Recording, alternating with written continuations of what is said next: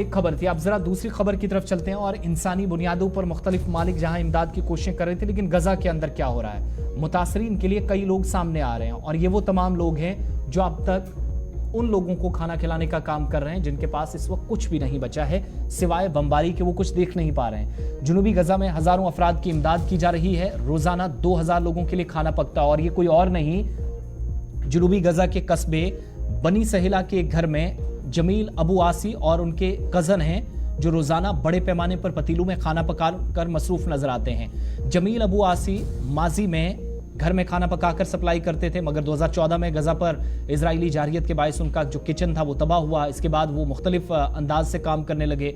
उनका खानदान अब भी खाना पकाता, मगर इन सब का मकसद इजरायली हमलों के बायस बेघर होने वाले अफराद की मदद करना है। उनके इस मिशन को 7 अक्टूबर से जारी इजरायली जारियत के नतीजे में सख्त चैलेंजेस का सामना है।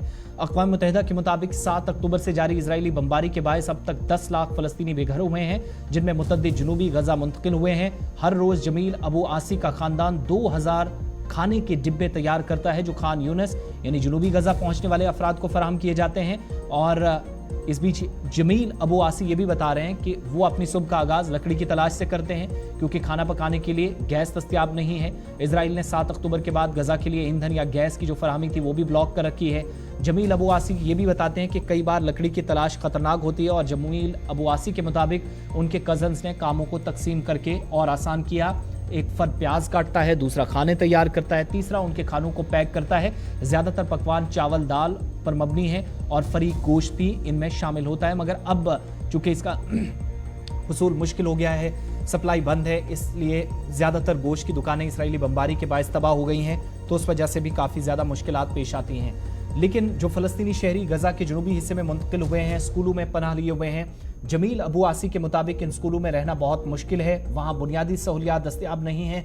अपनी कोशिश वो कर रहे हैं, चाहे वो जितनी छोटी हो, मगर इस बहरान में लोगों की मदद करना लाजमी है।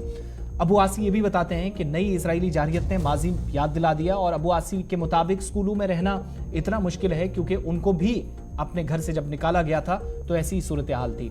जमील अबू आसी के बुजुर्गों को 1948 में याफा से बेघर किया गया। 7.5 लाख से ज्यादा फलस्तीनियों को घरों से बेदखल किया गया था। 500 कस्बे और देहात तबाह किए गए थे। अबू आसी के मुताबिक हमारे बुजुर्गों ने उन्हें बताया कि एक मुहाजिर के तौर पर जिंदगी गुजारना इंतहाई दुश्वार है और ये तलखियाँ, ये मुश्किलात भुलाना मुमकिन नहीं है। ये तलखियाँ हर नस्ल में मुंतकिल होती हैं और इसका दर्द अभी भी उनके दिलों में मौजूद है। यही वजह है कि वो फलस्तीनियों के लिए आगे आए। जंग से मुतासिर होने वाले बच्चे, बुजुर्ग, शहरी, तमाम लोगों के लिए बगैर किसी पैसे के वो इस वक्त तकरीबन 2000 लोगों को अलग अलग टीमों में काम तकसीम करके 2000 लोगों के लिए खाना बनाते हैं, जो कि इंतहाई मुश्किल है और अब उनके लिए भी मुश्किलात बढ़ रही हैं। लेकिन लकड़ी के जरिए वो काम फिलहाल चला रहे हैं क्योंकि बाकी सप्लाई गजा के अंदर बंद है।